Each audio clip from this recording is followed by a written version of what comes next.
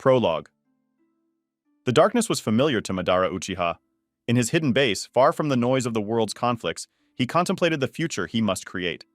His plans had been grandiose, but now something more important lay before him. In his arms was a newborn child, his son. "You are my last hope," he said, looking at the baby. But hope came with an unexpected flaw. The child, whom he named Naruto, was born without eyes.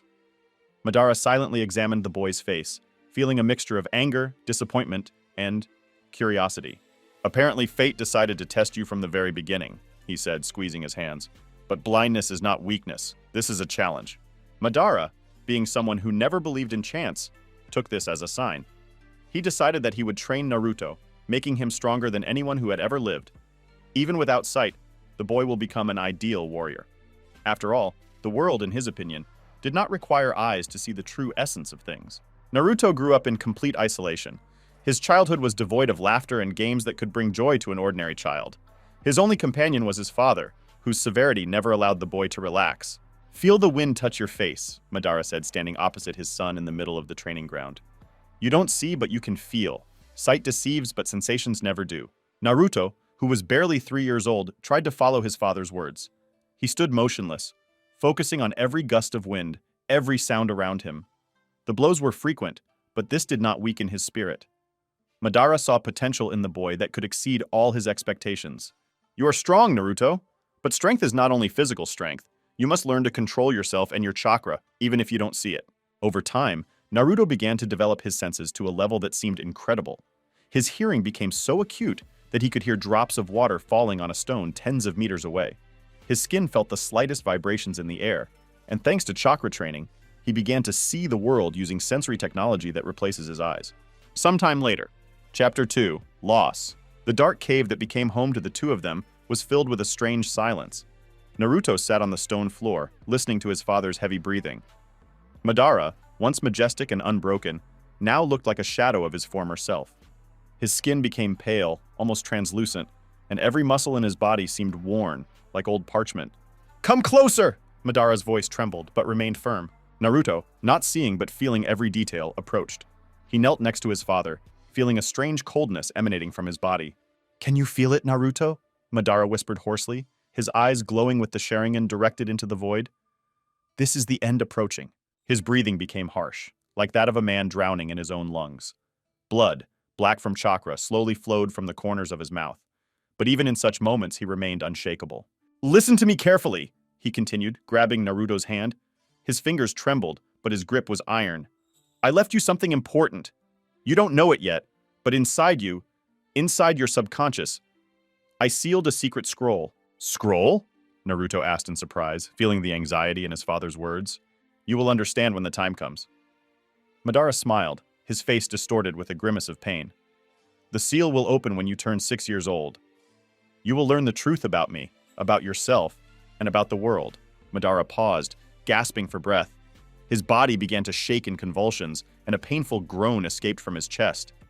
It seemed that his very life was leaving with every heartbeat. "But why?" Naruto felt something sharp squeezing his chest.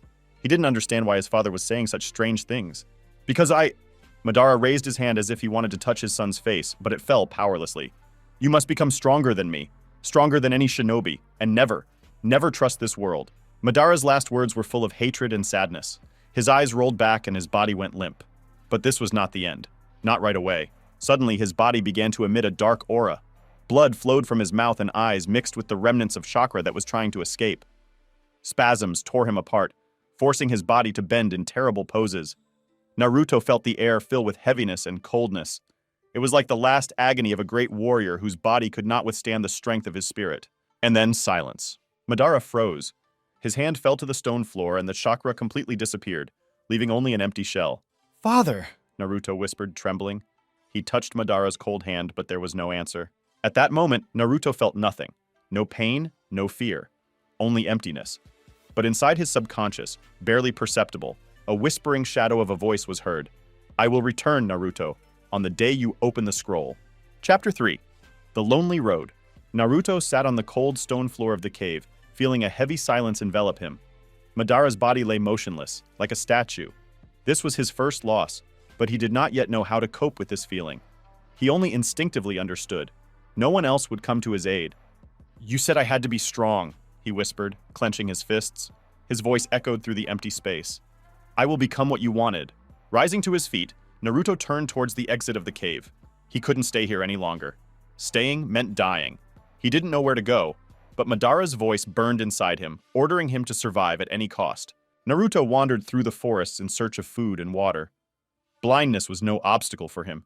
He used the sensory techniques taught to him by his father. He took every step carefully, listening to the sounds of the wind, feeling the vibrations of the earth under his feet. There was only one order in his head: move forward. A few days later, he came out onto an abandoned road, where he was noticed by several Konoha shinobi. This was a patrol group monitoring the borders of the village. "Hey, you!" A rough voice rang out from one of them. "What is the child doing here?" Naruto stopped. His keen hearing caught the shinobi moving towards him, but he remained calm. The boy's voice was quiet but restrained. "I'm lost." The patrolmen looked at each other. They saw in front of them a weak, thin boy with long, dark hair. His eyes were closed, and one of them immediately realized that he was blind. "Who are you?" the other shinobi asked as he got down on one knee in front of Naruto. "How did you end up here?" Naruto decided not to tell the truth. He knew that the name Madara would arouse suspicion. Instead, he said the first thing that came to mind. "I'm Naruto. I don't know where my parents are. I was just wandering." The shinobi considered him an ordinary orphan. His thin body and dirty clothes only confirmed their suspicions. One of them, a senior in rank, nodded. "We will take you to the village. They will help you there." The journey to Konoha was both a new experience and a test for Naruto. His sensory technology allowed him to sense everything from the smells of the village to the noise of people. This place was so alive that he almost got lost in the chaos. As soon as they entered the village, Naruto immediately noticed a change in the mood of the shinobi accompanying him. People looked at him and whispered, but he pretended not to notice anything. He was brought to the Hokage, who was the third at that moment. Sarutobi Hiruzen looked at the boy with interest. "So you are Naruto," he said, studying the child. "What is your name next? Where is your family?" Naruto shook his head. He knew he had to be careful. "I don't know, I'm just Naruto." Hiruzen nodded, deciding not to put pressure on the child. He saw before him a weak blind boy who clearly posed no threat. "We'll find you a place in the village, Naruto. You'll be safe here." Chapter 4: Shadows of the Past. Time passed, and Naruto adapted to life in Konoha. He became part of the village, but his daily life was just a mask. Behind the days of pretending to be an ordinary boy were nights of intense training. He used every free moment to strengthen his body and chakra, following his father's teachings. Naruto learned to feel the world differently. His sensory abilities, developed since childhood, allowed him to see his surroundings even better than sighted people. He sensed the chakra of every villager and could discern the smallest changes in people's moods by their breathing and movement. However, such a life could not go unnoticed. Some of the children at the orphanage began to envy Naruto. Despite his external weakness, he surprisingly quickly coped with any task, be it cleaning or training in the common area. "Why are you so strange?" one of the boys once told him. "You pretend to be weak, but I saw you lift a bucket of water that even the two of us couldn't lift." Naruto just smiled and shrugged. "Just lucky," he said with a good-natured expression on his face. But this envy gave rise to suspicions. Soon, rumors that Naruto was not so simple began to reach the elders.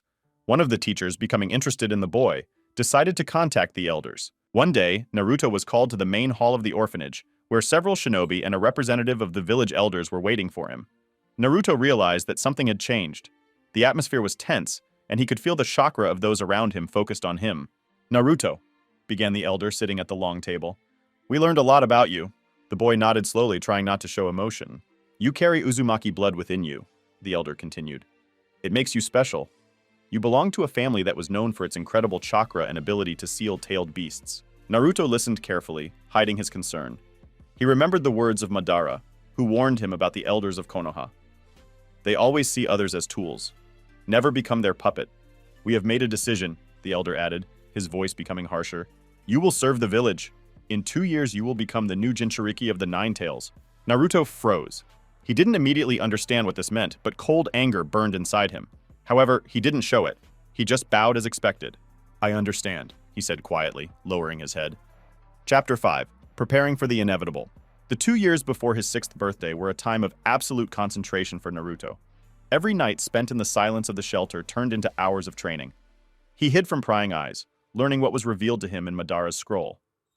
This knowledge became his greatest weapon, but also his curse. Every exercise reminded him that he must be prepared for anything.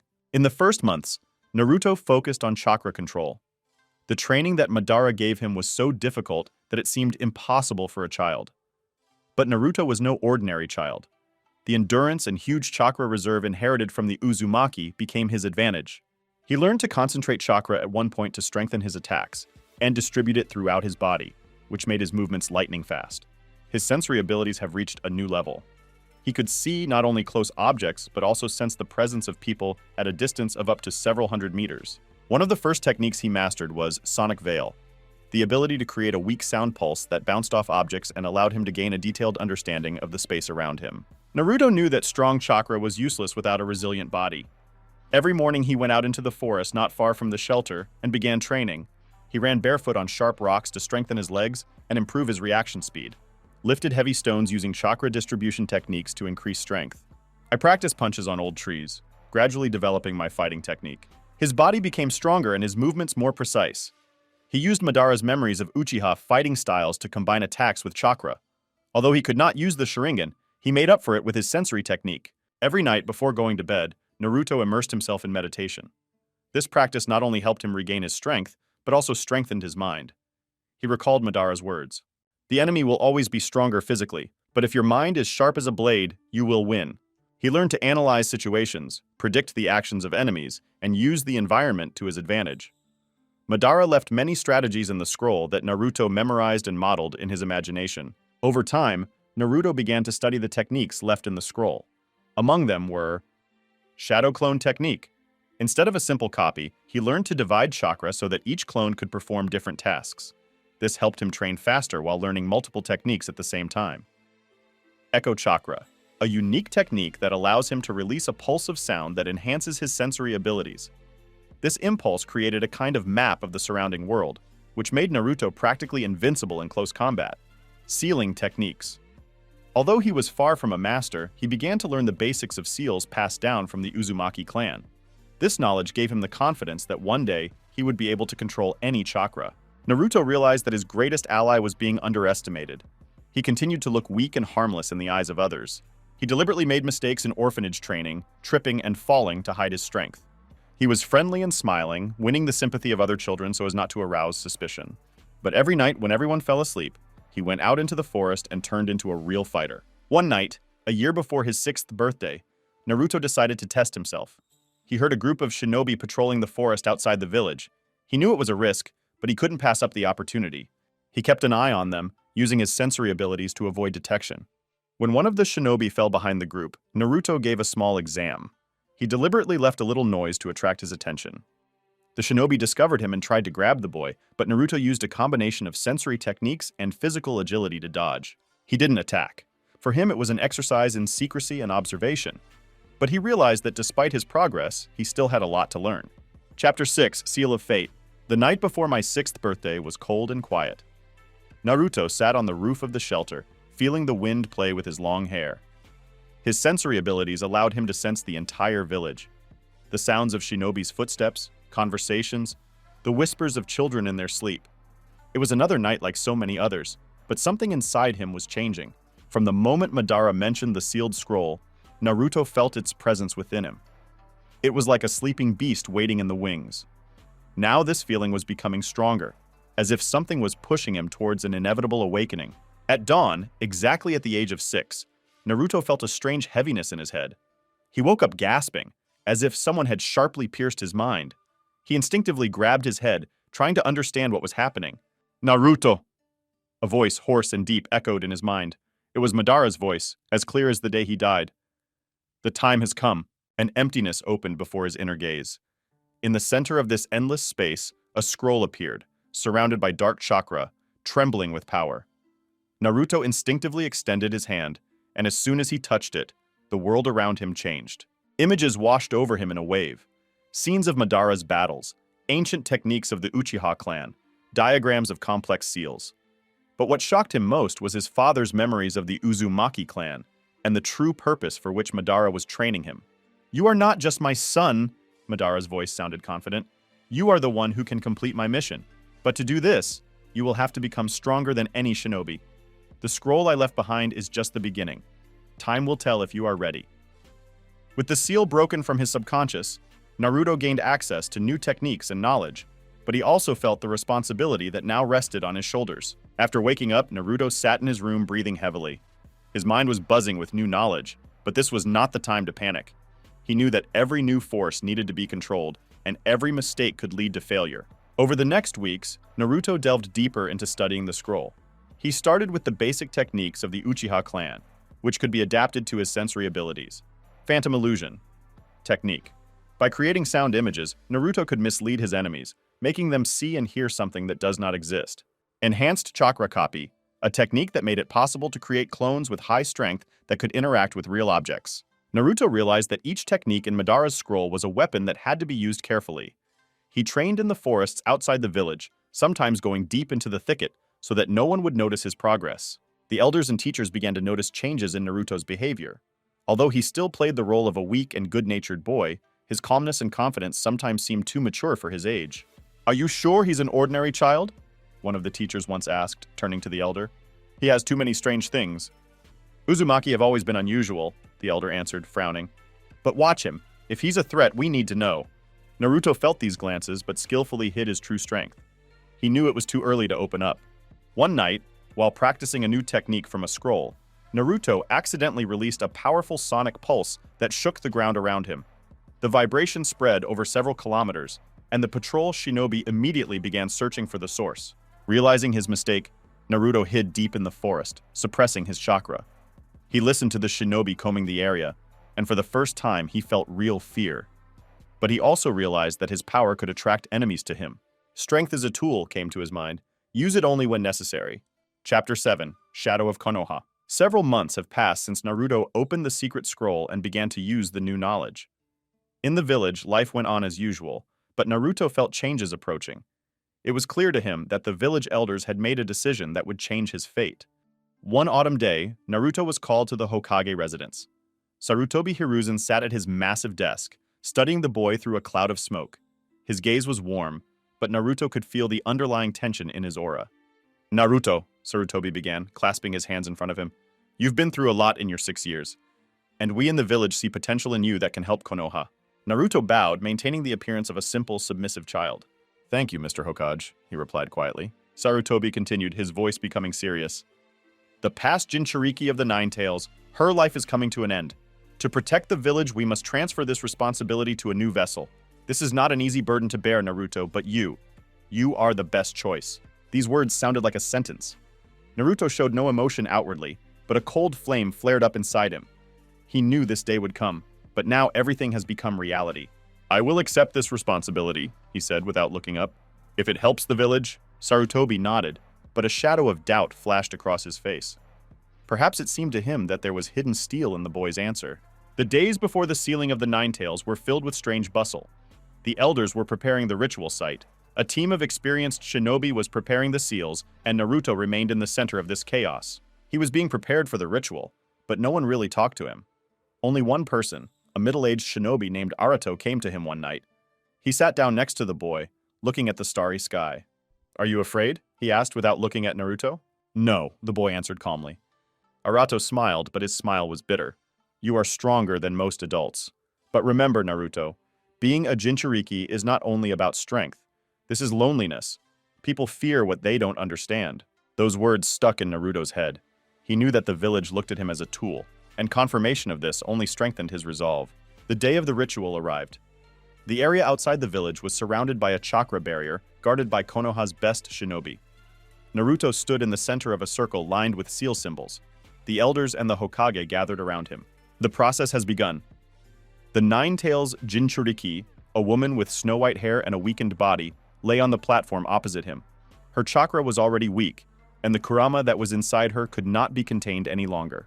As the transfer process began, Naruto felt a huge amount of pressure hit his body.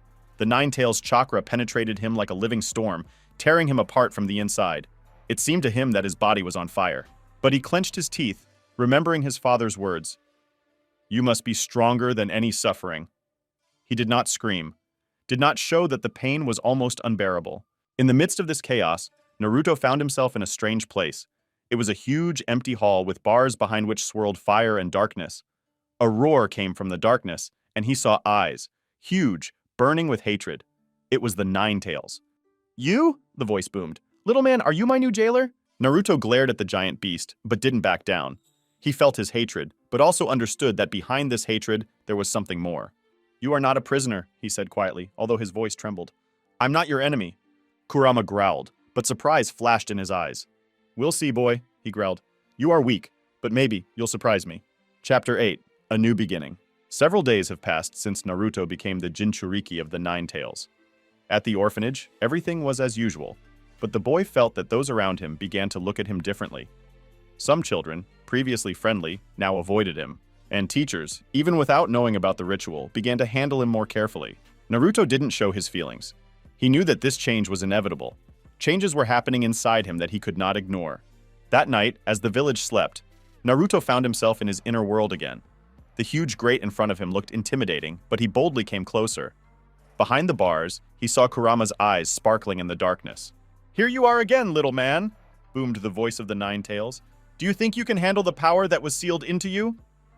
Naruto raised his head, looking at the beast without fear. I'm not afraid of you, he said firmly. I know you're strong, but I am strong too. Kurama growled, his anger mixed with slight surprise. Most Jinchuriki either feared him or hated him, but this boy was different. Strength? Kurama chuckled. You don't know what real strength is, but maybe you will surprise me. With those words, the Ninetales fell silent, leaving Naruto alone in his mind. But the boy felt that the connection between them was just beginning to form. The power of the Ninetales gave Naruto new opportunities, but also brought new difficulties. His body became stronger, his chakra increased, but controlling this energy turned out to be incredibly difficult. Every attempt to concentrate chakra led to its surges, which made training dangerous. One night, while training in the forest, Naruto accidentally released some of Kurama's chakra. A burst of fiery energy destroyed several trees, leaving him exhausted. You are too weak to control me, Kurama's voice rang out in his mind.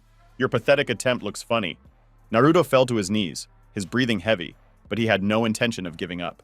If I am weak, he whispered, I will become stronger. You'll see. Over time, rumors of strange events around Naruto began to spread.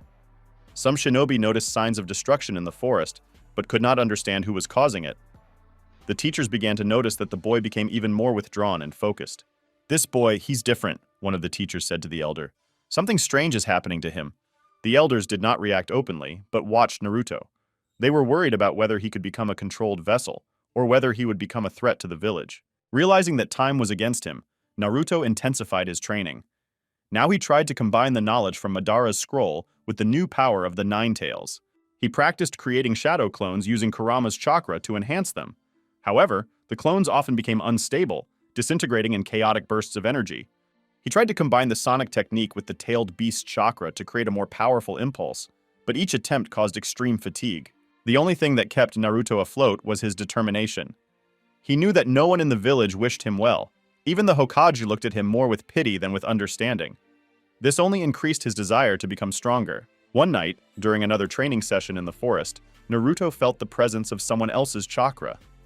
He lay low, using sensor technology to figure out who it was. The stranger turned out to be a shinobi from another village who had entered Konoha territory.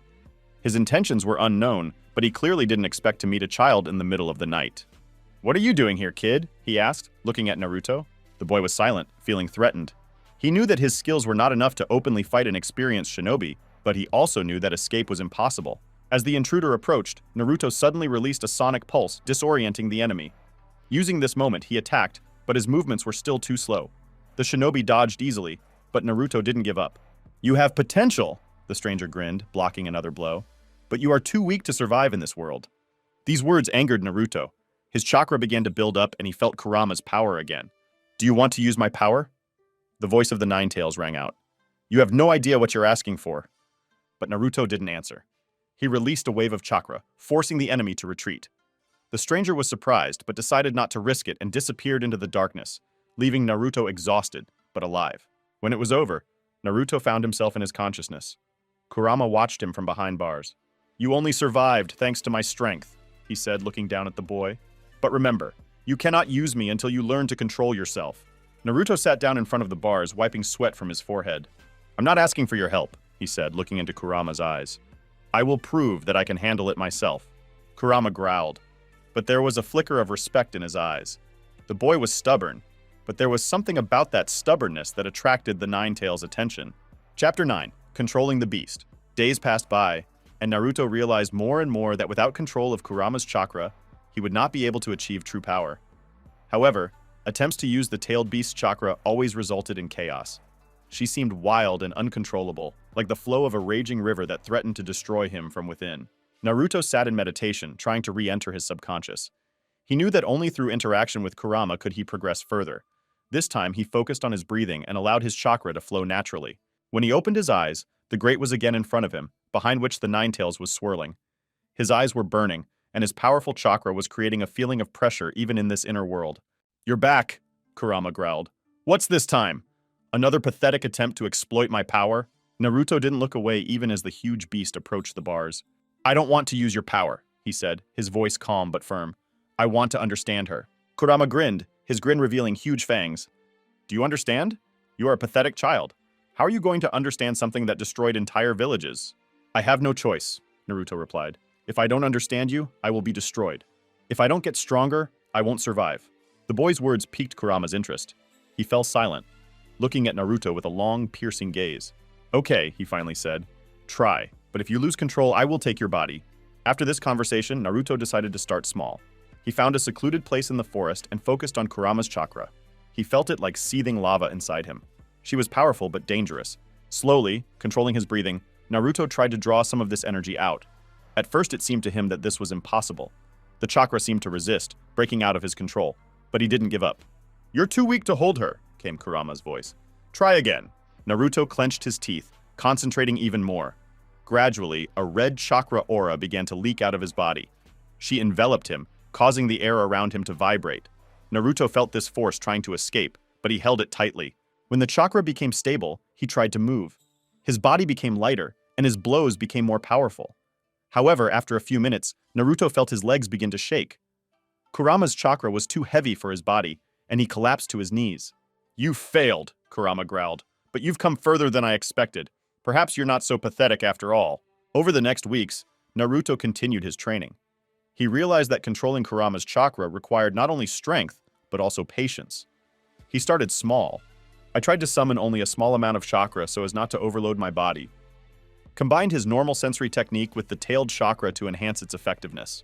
Developed new battle strategies considering that he could only use chakra for a limited time. Every time he summoned Kurama's chakra, he felt it become a little more obedient. It was like taming a wild animal, requiring time and persistence. One night, Naruto decided to test his skills in a real fight. He went into the forest, where he knew there lived a dangerous pack of wild wolves that attacked travelers. When he faced the first wolf, he allowed Kurama's chakra to envelop his body. His movements became faster, his blows became stronger. He attacked the wolves with incredible precision, avoiding their sharp fangs.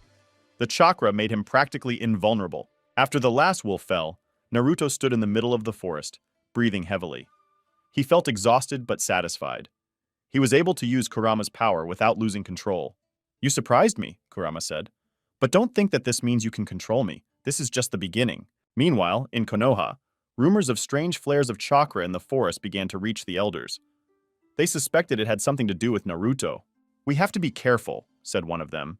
"If he can't handle the Ninetales' power, it could lead to disaster." Hiruzen Sarutobi looked thoughtful as he sat at his desk. He knew that Naruto was growing faster than expected, but there were risks involved. "We'll leave him under observation," he said, "but let's not rush to conclusions.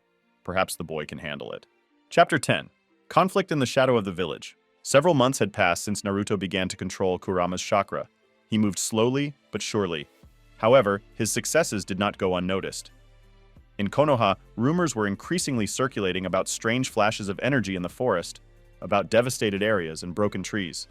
These conversations reached the elders, and their concern grew. One evening, Naruto felt like he was being followed. His sensory abilities detected the presence of several shinobi hiding behind the trees not far from the shelter. They did not approach, but watched his every step. "So you decided to test me," Naruto said quietly, pretending not to notice anything. He continued his usual activities,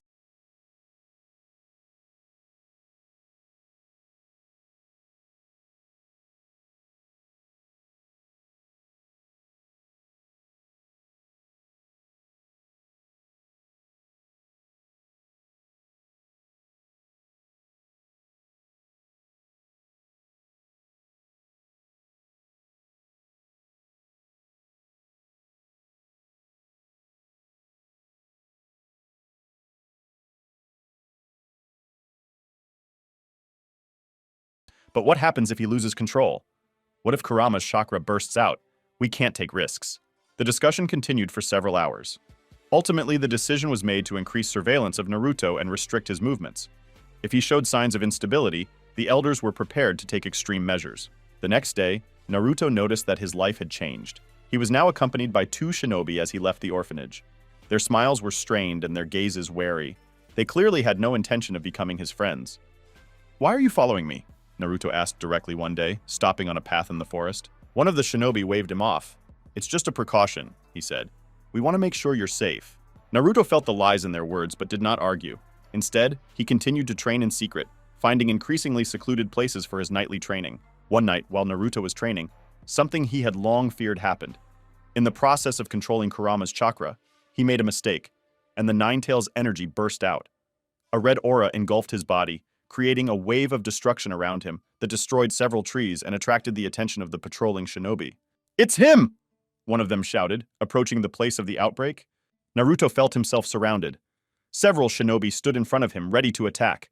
Their chakra was filled with tension and fear. "Naruto, stop!" one of them shouted. "You are a threat to the village." Naruto was breathing heavily, trying to suppress Kurama's power.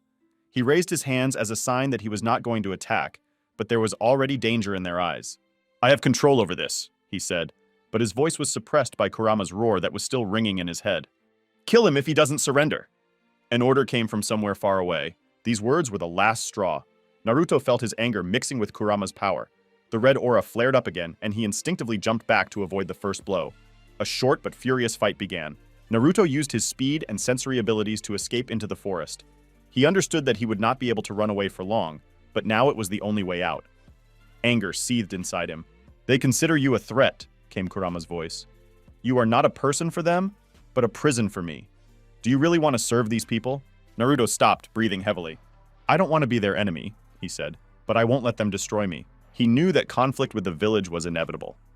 Now he had to choose: remain part of Konoha, pretending to be weak, or find his own path. Chapter 11. Against Pressure. Naruto knew he was now under close surveillance. His every action was controlled. Every movement was checked. The pressure from the village was becoming stronger, but he knew that he could not lose control.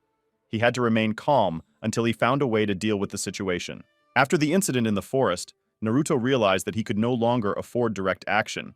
Now everything must be calculated down to the smallest detail. 1. Pretense intensifies.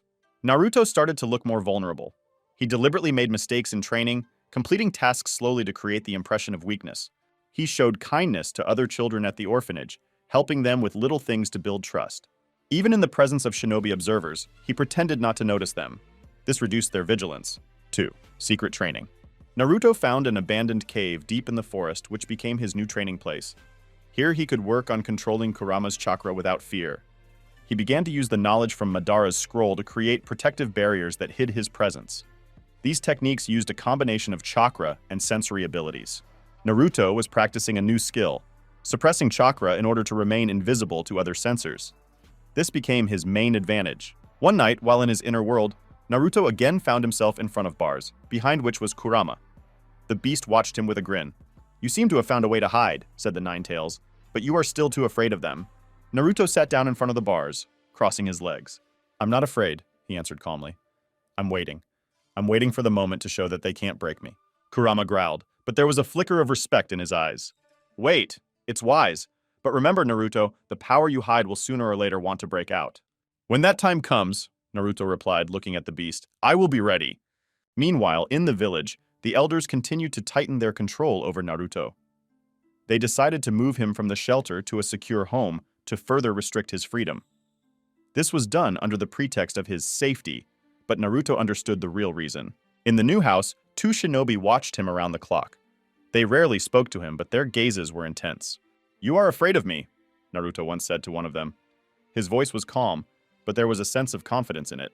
"We are protecting the village," the shinobi answered without looking at him. "This is our responsibility." These words only strengthened Naruto's resolve.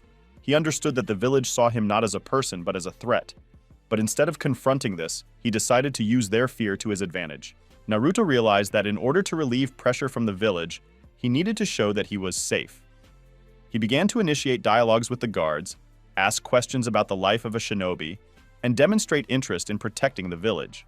"Why did you become a shinobi?" he once asked one of the guards. "To protect Konoha," he answered, surprised by the question.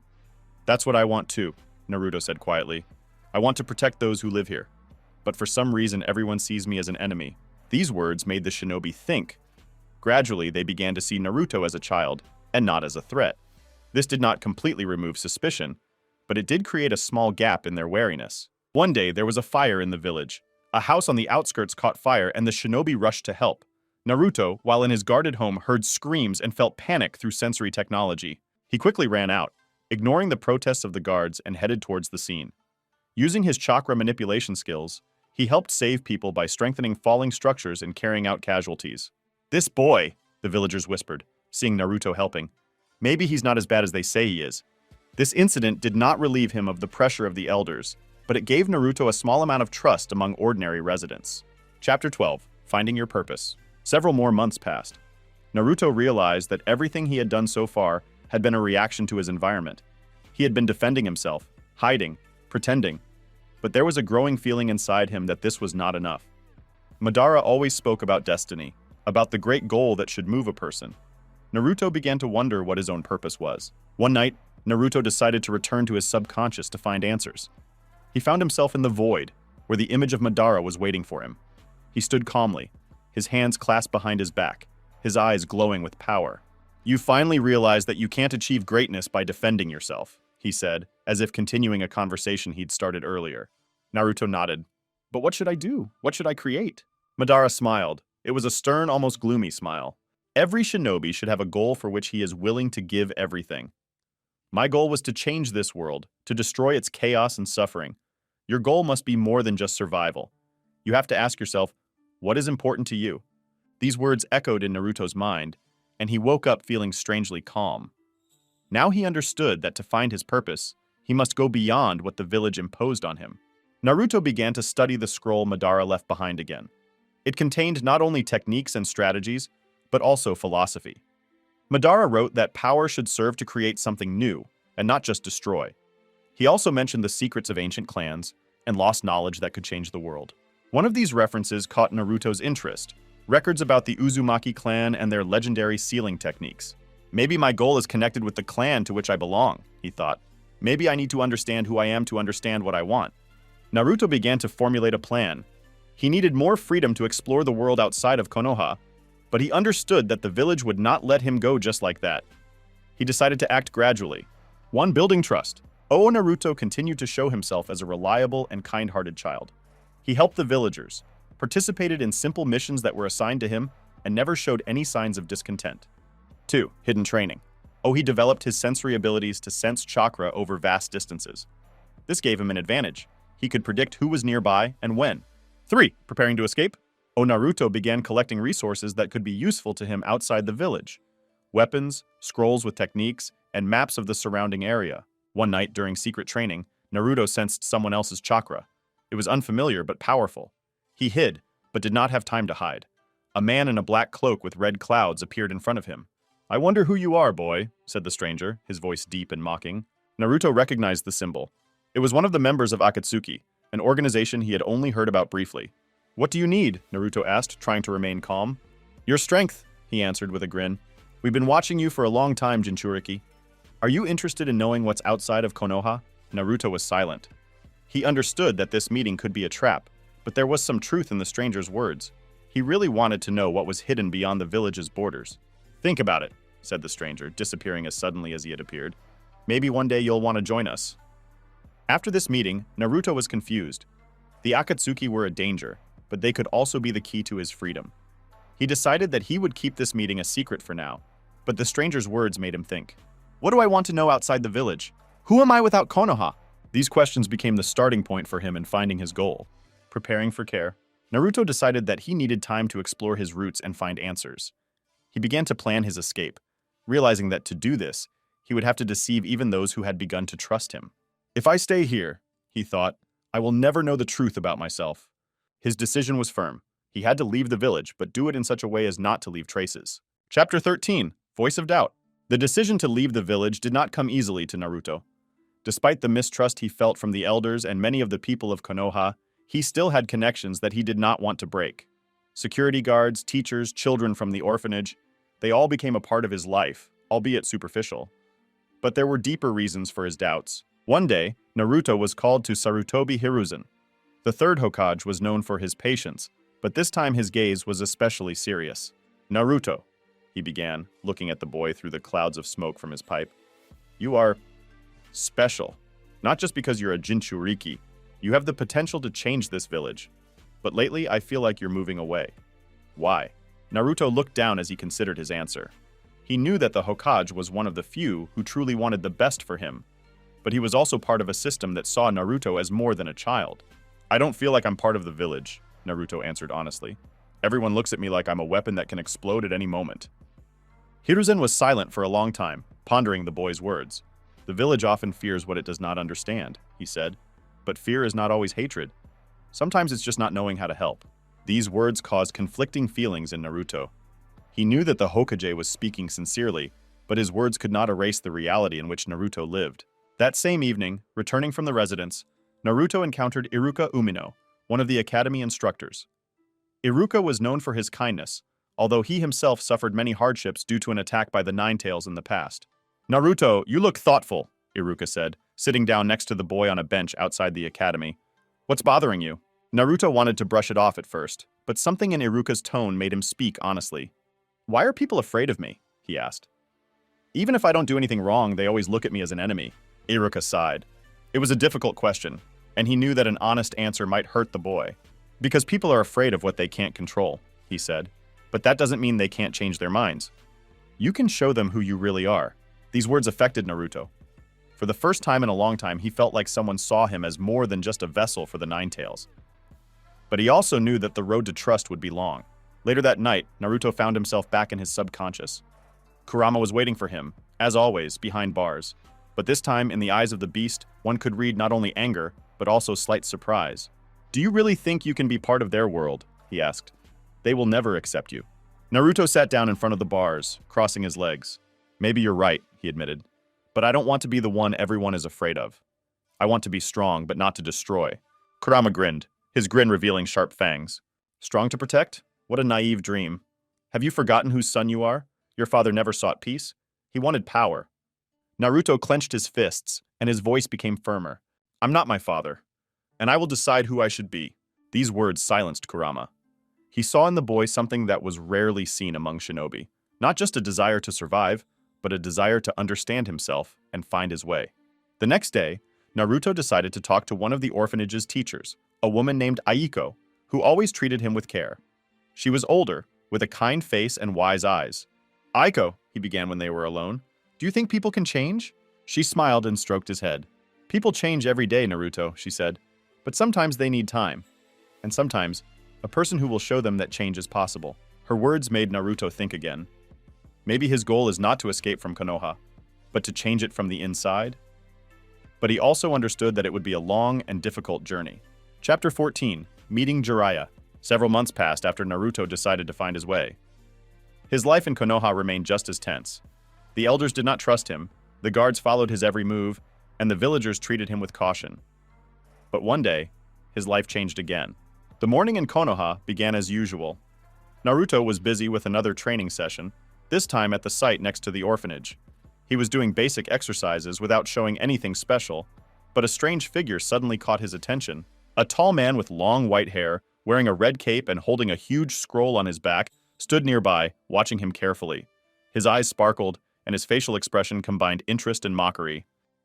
So this is Naruto Uzumaki," he said loudly, as if talking to himself. "I see you're doing well for such a young man." Naruto stopped, wiping the sweat from his face, and turned to the stranger. "Who are you?" he asked, trying to hide the tension. The man laughed and took a step forward. "My name is Jiraiya," he introduced himself, "one of the legendary Sanins, but you can just call me Ero Sennin." Naruto narrowed his eyes, wondering who this strange man was. However, his words about the Sanins attracted attention. It was a name he had only heard in stories. Jiraiya squatted down opposite Naruto, looking at the boy. "You look completely different from what I expected," he said. "But there's something unusual about you." "Do you know who I am?" Naruto asked with a frown. "Of course I do," Jiraiya replied, grinning. "You are the son of Minato Namikaze, the fourth Hokage, and Kushina Uzumaki. But your story is more complicated than they think. Naruto was stunned by these words. He had never heard of his parents, and suddenly this person tells him such things as if they were obvious. Minato? Kushina? He repeated, feeling anger growing inside him. Why didn't anyone tell me this? Jiraiya sighed. Because the village wanted to protect you. But apparently they forgot that sometimes the truth is more important. You've been through a lot, boy. But I'm here to help you. Jiraiya explained that he came to Konoha to check on Naruto's progress. He was interested not only in the boy's abilities, but also in the power that lay hidden inside him, the chakra of the Nine Tails. You have already begun to control his power, haven't you? He asked, looking straight at Naruto. The boy was silent, not knowing what to answer. Jiraiya noticed his confusion and smiled. Don't worry, I'm not going to report this to the elders. On the contrary, I want to teach you how to use this power correctly. Why? Naruto asked sharply. Why do you want to help me? Jiraiya looked at him seriously. Because I was your father's friend, and because I believe that you can change this world. These words touched Naruto. For the first time, he felt that someone saw him not as a threat, but as hope. Jiraiya took Naruto to the forest outside the village, away from prying eyes. There he began to show him the basics of chakra control. Chakra control is not just a technique, he explained. It's a balance between body and spirit. You shouldn't fight the Nine Tails chakra. You must learn to direct it. He forced Naruto to perform difficult exercises that required absolute concentration. One of them was standing on the water, using chakra to maintain balance. You shouldn't think about water, Jiraiya said. You must become her. Naruto fell into the water several times, but persisted in trying. Jiraiya watched him, seeing how the boy was getting better each time. One evening, while sitting by the fire, Naruto asked Jiraiya a question that had been nagging at him. Why do you believe that I can change the world? He asked. Jiraiya smiled as he looked at the stars. Because your destiny is already connected with this world, he said. You are a Jinchuriki. You carry within you enormous power that can destroy or save. But the main thing is who you decide to be. These words made Naruto think. For the first time, he began to feel that he actually had a purpose, but it was not yet clear. Meanwhile, in Konoha, the elders began to worry that Naruto was increasingly disappearing. They knew that he was with Jiraiya, but they did not understand why the Sannin was paying so much attention to the boy. We cannot allow him to develop his power uncontrollably, said one of the elders. Even if Jiraiya trains him, he could become a threat. Sarutobi Hiruzen tried to calm them down. Jiraiya is Naruto's best teacher, he said. If anyone can put him on the right path, it's him. But the elders were not satisfied. They began to formulate their plans in case Naruto got out of control. Chapter 15, First Test. Training with Jiraiya continued, and Naruto felt his strength and confidence grow. However, he had no idea that the elders of Konoha were watching his every move. Their anxiety increased every day. They saw Naruto getting stronger, and it scared them more than it attracted them. In a dark room behind closed doors, the elders discussed the situation. Jiraiya is training him too fast, one of them said. This boy is already becoming stronger than we can control. We cannot allow him to achieve complete control over the Nine Tails chakra, another added. If he decides to use this power against the village, we will not be able to stop him. But what can we do? Asked the third. If we intervene now, Jiraiya will become an obstacle. After much discussion, the elders decided to create a situation that would allow them to test Naruto's loyalty and evaluate the extent of his strength. They knew that if he lost control, it would give them a reason to isolate him or even eliminate the threat. One night, when Naruto was returning to the village after another training session with Jiraiya, he felt something strange. His sensory abilities picked up movement in the forest. This was not the usual chakra of shinobi patrolling the area, but something much more secretive and intense. Something is wrong here, Naruto said, stopping on the path. You're right, boy, said a voice from the shadows. 3 Konoha shinobi emerged from the forest, their faces hidden by masks. Their chakra was suppressed, but Naruto could sense their intentions. These were not ordinary patrolmen. They came not for protection, but for attack. You broke the rules of the village, Naruto, one of them said. You're hiding your power, and it's threatening Konoha. Naruto narrowed his eyes, realizing that this was not just a chance meeting. It was a trap. If you want to test me, he answered calmly, why hide behind masks? This is not a test, said another shinobi. This is a warning. The shinobi attacked simultaneously. Their movements were coordinated, and their techniques were designed to suppress. Naruto barely managed to dodge the first attack, which created a deep crater in the ground.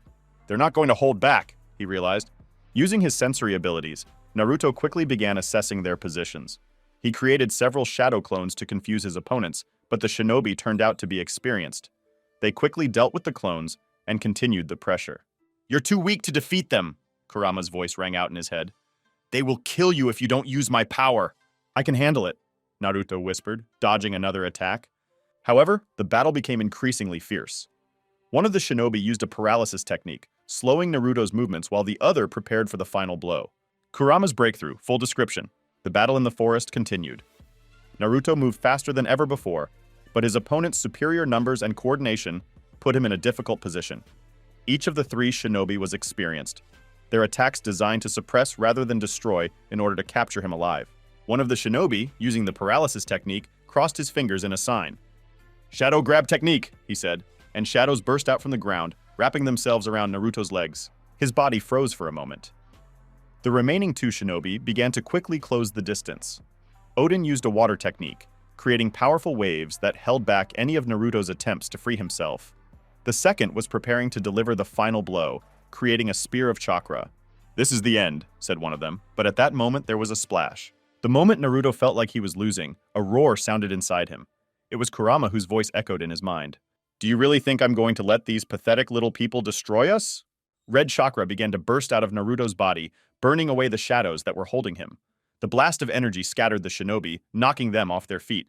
Chakra enveloped Naruto's body, creating a pulsating dome of fire around him. "He's using the Nine Tails chakra!" one of the shinobi shouted, trying to get up. Naruto's eyes began to glow red. His movements became lightning fast, and his blows became incredibly powerful. He attacked the nearest shinobi, sending him flying with one blow. The other two retreated, but Naruto didn't stop. Inside his mind, Naruto found himself in front of Kurama. A huge beast stood behind bars, growling and sparkling with its eyes. "Now you understand how weak you are without me," he said. "Let me take control and I will destroy them." "No!" Naruto shouted, clenching his fists. "I won't let you control me! This power is mine!" Kurama grinned, his fangs glinting in the chakra light. "Yours? You can't even control it. But okay, I'll let you try. Just don't complain if it kills you." Naruto took a deep breath, coming back to reality. His body was burning, but he concentrated. He remembered Jiraiya's words. "You shouldn't fight chakra. You should channel it." Slowly, with great effort, Naruto began to stabilize the red aura around him. The chakra that was previously raging now became denser and more manageable. His movements became even faster, but they were no longer chaotic. "This is impossible," whispered one of the shinobi, seeing how Naruto completely controlled the power of the Nine Tails. Now that he had stabilized his chakra, Naruto began to attack. His shadow clone technique became much more effective.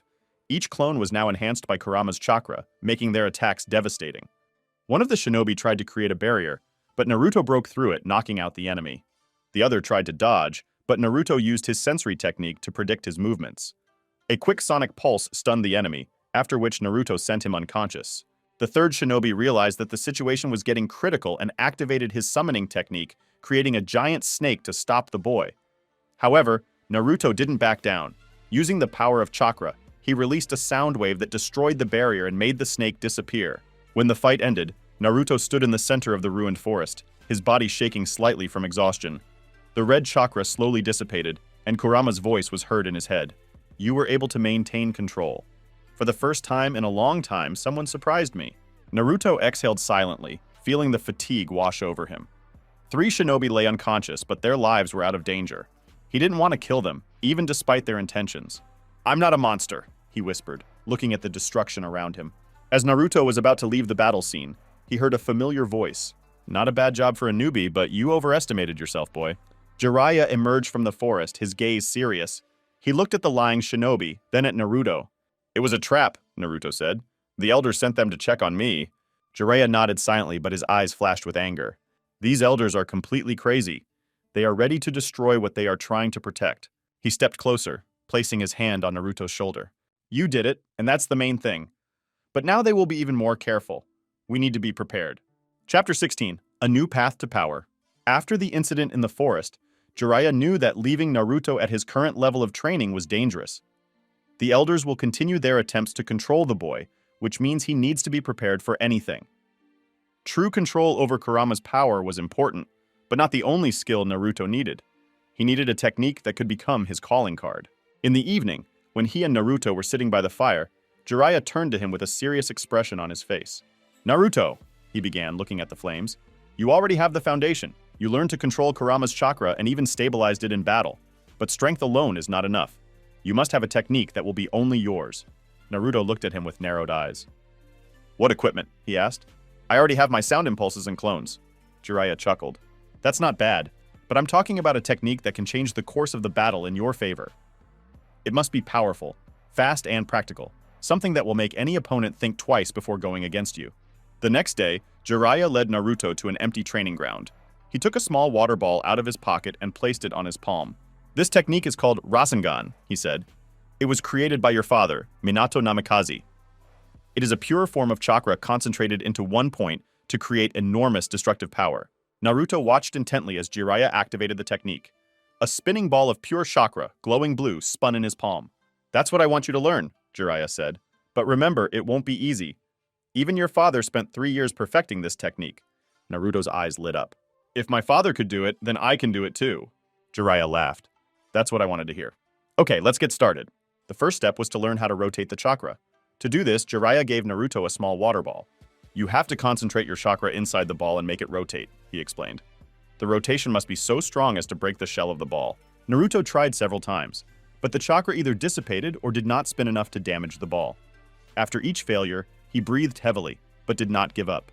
"Kurama's power can help," he thought, "but if I use it now, I won't learn how to do it myself." He kept trying again and again until finally, after several hours, the ball burst into spray. "Great!" Jiraiya exclaimed, slapping him on the shoulder. "You're faster than I thought." Now that Naruto had learned how to rotate his chakra, the next step was to stabilize it. Jiraiya gave him a balloon that needed to be inflated with chakra while maintaining its shape.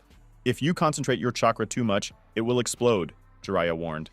"If it's too weak, the balloon won't fill." This stage turned out to be even more difficult. Every time Naruto tried to stabilize his chakra, the ball would either burst or deflate. He began to lose patience.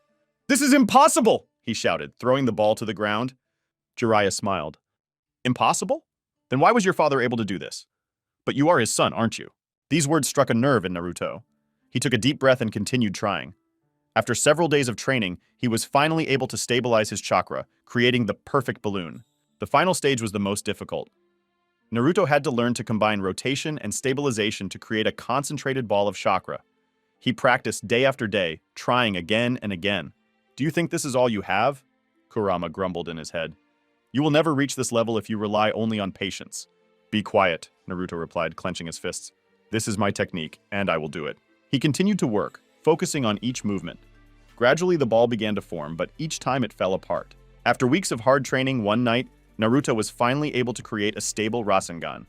Its blue light illuminated the dark area, and its rotation was created by a light wind. "I did it," he whispered, a smile lighting up his face. Jiraiya gave Naruto a test by placing a large rock in front of him. "Now show me what you can do," he said. Naruto clenched the Rasengan in his hand and ran towards the stone. He hit the equipment on the surface, and the stone shattered into pieces, leaving a deep crater in the ground. "It was cool," Naruto shouted, feeling a surge of pride. Jiraiya smiled, but his gaze was serious. "This is just the beginning, Naruto. Now you need to learn how to use this technique in battle. Are you ready?" "Always ready," Naruto replied. Chapter 17. Meeting Sasuke. Several weeks had passed since Naruto mastered the Rasengan. His training with Jiraiya continued, but now it was supplemented by real-life combat scenarios. Jiraiya insisted that power had no meaning unless it could be used in battle. But Naruto had no idea that one of his training sessions would turn into something more. His first meeting with Sasuke Uchiha. Naruto went into the forest to complete a mission given to him by Jiraiya, to find a hidden target hidden deep in the forest using his sensory abilities. This was supposed to improve his concentration and chakra control. He carefully studied the area, relying on his skills, when he suddenly felt a powerful and familiar chakra. "Is this someone from Konoha?" he whispered, stopping in place. The chakra was cold, but at the same time strong. It came from a figure sitting on a tree branch. When Naruto looked up, he saw Sasuke Uchiha. He sat calmly, his gaze focused and sharp as a blade. "Sasuke?" Naruto said, feeling mixed emotions flare up inside him. Sasuke jumped off the branch and came closer, his eyes glowing with the sharingan. "Naruto," he said calmly, "I knew that one day we would meet, but I didn't expect you to change so much." There was silence between them, but it quickly gave way to a tense conversation. "You're still looking for your strength, right?" Sasuke asked, his voice filled with contempt. "But you will never understand what it means to be an Uchiha." Naruto clenched his fists, feeling anger rise within him. "Do you think you understand everything?" he answered sharply. "You're just running, Sasuke. You are running from your friends, from those who wanted to help you." Sasuke grinned, his eyes flashing. "You don't know anything. My strength is the only thing that matters. I must become stronger to destroy my brother, and no one, including you, can stop me." Then try it, Naruto shouted as his chakra began to gather around him. If you want to prove your strength, prove it now! Sasuke didn't wait. He instantly attacked using his incredible speed. His fist rushed towards Naruto's face, but he managed to block the blow. Their attacks were fast and precise, each movement accompanied by bursts of chakra. Sasuke used his Chidori, creating a wave of electricity that cut through the ground. Naruto dodged at the last moment, creating shadow clones to confuse Sasuke. Your clones are still just as useless, Sasuke grinned, destroying them with lightning strikes. But one of the clones turned out to be cunning. He managed to attack Sasuke, forcing him to retreat. The battle reached its climax when both opponents decided to use their strongest techniques. Sasuke activated his Chidori, and Naruto activated his Rasengan. Their chakra flared, lighting up the forest. You won't win, Naruto! Sasuke shouted, rushing forward. We'll see, Naruto replied, his Rasengan spinning with incredible force. They collided in the center of the clearing. Their techniques collided, creating a powerful explosion that tore apart the trees around them. The blast wave threw them both in different directions. Naruto rose to his feet, breathing heavily. His hands shook with fatigue, but he did not feel defeated. On the other side of the clearing, Sasuke also stood up, his face calm, but respect flashing in his eyes. You've gotten stronger, Sasuke said, wiping blood from his lip. But this is not enough. Naruto looked at him, clenching his fists. Sasuke, why are you doing this? Why do you want to be alone so desperately? Sasuke turned away, his gaze directed into the distance. Because that's the only way I can achieve my goal. You will never understand this. Before Naruto could respond, Sasuke disappeared, leaving him alone in the ruined clearing. When Naruto returned to Jiraiya, he already knew what had happened. You met Sasuke, right? He asked, looking at Naruto. The boy nodded, his eyes full of determination. He's still running, but I won't let him get so far away that we can't get him back. Jiraiya smiled, his gaze serious. Then you need to be prepared, Naruto, because the next time you meet, it will be even more difficult. Chapter 18. New Level, Tailed Man's Mini-Bomb. After meeting Sasuke, Naruto realized that he needed to significantly enhance his abilities. His fight with his friend showed that even the Rasengan and improved skills are not always enough to cope with an opponent of equal strength. This was a turning point for him. He decided that he had to master something truly powerful. Naruto returned to Jiraiya's training ground, his eyes filled with determination. Jiraiya-sensei, he began, clenching his fists. The Rasengan is amazing, but I need something more. I want to master a technique that can surprise even Sasuke. Jiraiya narrowed his eyes, noticing the seriousness in the boy's voice. Are you talking about using Kurama's power? He asked. Naruto nodded. I know it's risky, but if I can control its power, I can create a technique that is truly unique. Jiraiya thought for a moment, then nodded. Fine, but you must understand that the power of the Tailed One is a double sword. If you lose control, it can destroy you. Are you sure you're ready? I'm ready, Naruto answered firmly. The first step was learning how to use Kurama's chakra to create a new technique. Jiraiya explained that tailed beasts are capable of generating destructive energy spheres called tailed beast bombs, which are their most powerful attack. But you're not tailed, Jiraiya said. You are a human, and your body is not able to fully withstand such a technique. However, if you scale down this attack, you may be able to create a mini version of the tailed bomb. Naruto listened carefully, remembering every word. It will be similar to creating the Rasengan, but using Kurama's chakra, Jiraiya continued. You must balance the positive and negative chakra to form a stable sphere. Naruto started with the basics, learning how to extract Kurama's chakra in the required volume. This turned out to be much more difficult than he thought. The tailed man's chakra was too powerful and was trying to get out of control. Concentrate, Jiraiya said as he watched the training. You shouldn't let your chakra take over. Directed as if controlling the flow of water, Naruto took a deep breath and concentrated. He felt Kurama's red chakra begin to gather in his hands, but the balance between positive and negative chakra was too difficult. The sphere disintegrated before it could form. Do you really think you can control my power? Kurama's voice sounded in his head. I don't just think, Naruto replied. I'll do it. After several days of hard training, Naruto was finally able to stabilize Kurama's chakra at one point. Now he concentrated on shaping it. It was similar to the process of creating the Rasengan, but it was much more difficult due to the enormous energy it controlled. Jiraiya gave him a hint. Imagine that you are sculpting clay. You have to keep it under control so it doesn't fall apart. Your thoughts must be clear and your intentions precise. Naruto closed his eyes, imagining forming a sphere. The red chakra began to swirl, forming a tiny ball. This was his first tailed mini-bomb, but its stability left much to be desired. The sphere exploded in his hands, throwing him back. Crap! He shouted, rising from the ground. That wasn't bad, Jiraiya said. You're already close. Continue. The next step was precision. Not only did Naruto need to stabilize the sphere, but he also had to learn how to accurately guide it. To do this, Jiraiya placed several targets in front of him. "If you can't control the direction, this technique is useless," he said. Naruto concentrated, creating another mini-tailed bomb. He felt the chakra stabilize in his hand and, releasing it, directed it towards the target. But the sphere flew past and exploded to the side, leaving a huge crater. "Take your time," Jiraiya advised. "You must direct your chakra with precision down to the smallest movements." Naruto kept trying, and after a few days he finally managed to direct the sphere to the target. The target was destroyed, and the explosion created a powerful shockwave. Jiraiya decided to test how Naruto could use the new technique in battle. He created a clone that attacked Naruto using complex combinations of techniques. "Don't rely on the mini-bomb alone," Jiraiya warned. "You have to use it at the right moment." During the fight, Naruto created shadow clones to distract the enemy. Then, with Jiraiya's clone in a vulnerable position, Naruto activated the tailed mini-bomb. The sphere hit the target directly. The explosion destroyed the clone, leaving a deep crater in the ground. "Great!" Jiraiya exclaimed. "You did it!" Naruto was breathing heavily, but a smile lit up his face. "This is just the beginning," he said. "I will make this technique even better." That night, Naruto found himself in his subconscious again.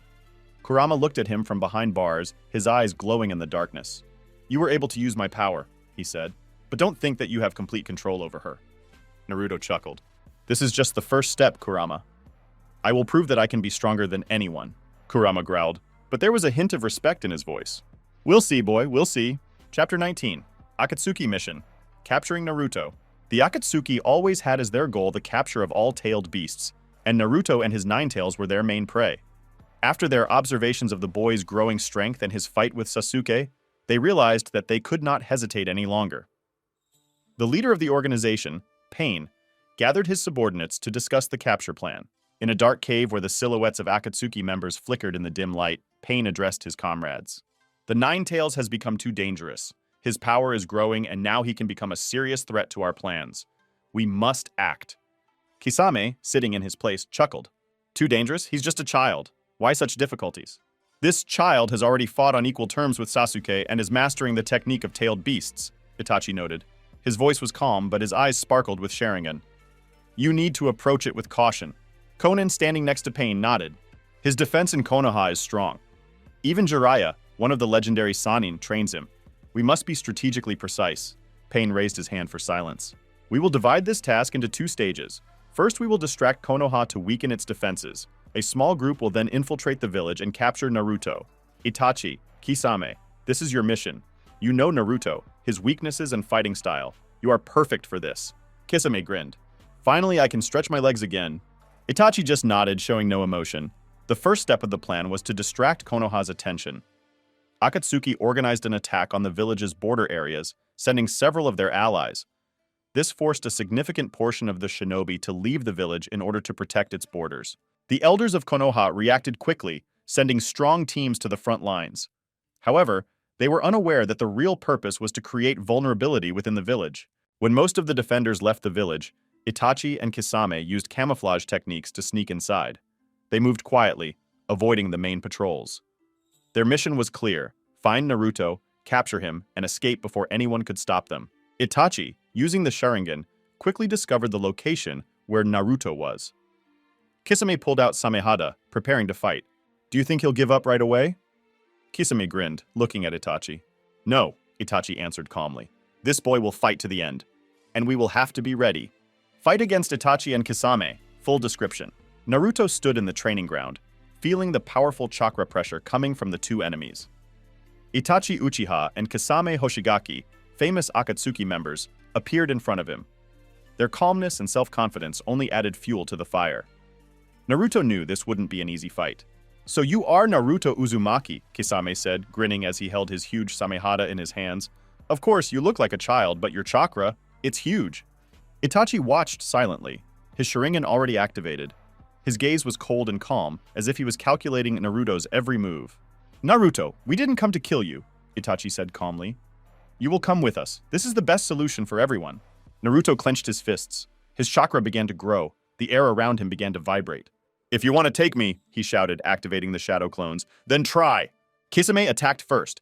He rushed forward, swinging Samehada, which drained chakra with every touch.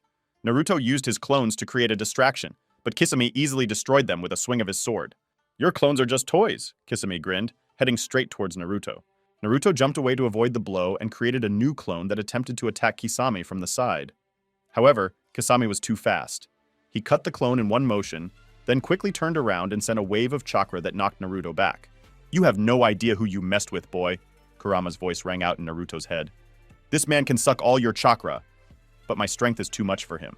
I'm not going to give up, Naruto whispered, standing up. Even if it's Itachi and Kisame. Kurama's chakra began to flow out, forming a red aura around Naruto's body. His eyes turned red for a moment with vertical pupils. This is interesting, Itachi said, watching the transformation. But power without control is just chaos. He activated the Genjutsu, Fire World technique, plunging Naruto into an illusion. Inside this illusion, Naruto saw his friends and village destroyed, and he was left alone. You are weak, Naruto, Itachi's voice said in the illusion. You will never be able to protect them. However, just as the illusion was about to take over his mind, Kurama's chakra flared. The Nine-Tails roar destroyed Itachi's technique, breaking Naruto out of the illusion. Genjutsu doesn't work on him, Itachi said calmly, turning to Kisame. The tailed one inside him protects his consciousness. Then let's fight for real, Kisame exclaimed, sending a wave of chakra towards Naruto. Naruto knew that to win, he needed to use everything he had mastered recently. He concentrated, forming a mini-tailed bomb in his hands. The red chakra swirled, forming a small but incredibly powerful ball of energy. Try this, he shouted, throwing the technique at Kisame. The explosion was powerful. The wave of energy threw Kisame back, and the ground around the explosion site turned into a deep crater. Samahada absorbed some of the chakra, but even this did not save Kisame from damage. Damn, this guy is strong, Kisame grinned, standing up. I even warmed up a little. Realizing that Naruto could use powerful techniques, Itachi and Kisame decided to attack together. Kisame used his water technique, creating a giant wave that headed towards Naruto. At the same time, Itachi used a fire technique, enhancing the wave with hot flames. Naruto barely managed to dodge, creating several clones to distract his enemies. However, Itachi quickly destroyed them with Sharingan-controlled shuriken. You can't win, Naruto, he said. You are too young and inexperienced. But Naruto didn't give up. He used his sensory technique to predict his enemy's movements and activated the Rasengan. Leaping into the air, he aimed the technique directly at Itachi, but he dodged it using substitution. Just when it seemed that Naruto was starting to lose his strength, Jiraiya appeared. His appearance changed the course of the battle. He immediately used his great toad belly mouth technique, trapping Itachi and Kisame inside the space created by his chakra. Well, guys, he said with a grin. Aren't you too carried away with the hunt for my student? Itachi glanced at Jiraiya, his face remaining calm. We are not ready for such a fight, he told Kisame. We're leaving. Kisame, although dissatisfied, agreed. They disappeared, leaving Naruto and Jiraiya at the training ground. Chapter 20. Konoha's reaction and Sasuke's new path. After Akatsuki's attack on Naruto, chaos erupted in the Konoha village. Despite the fact that Jiraiya managed to intervene in time and prevent Naruto's capture, the very fact that two Akatsuki members infiltrated the village forced the elders and the Hokage to reconsider their security measures. But this incident did not go unnoticed only by Konoha. The battle was secretly watched by Sasuke Uchiha, hiding in the shadows. What he saw shook him to the core and changed his path forever. An urgent council was held at the Hokage residence.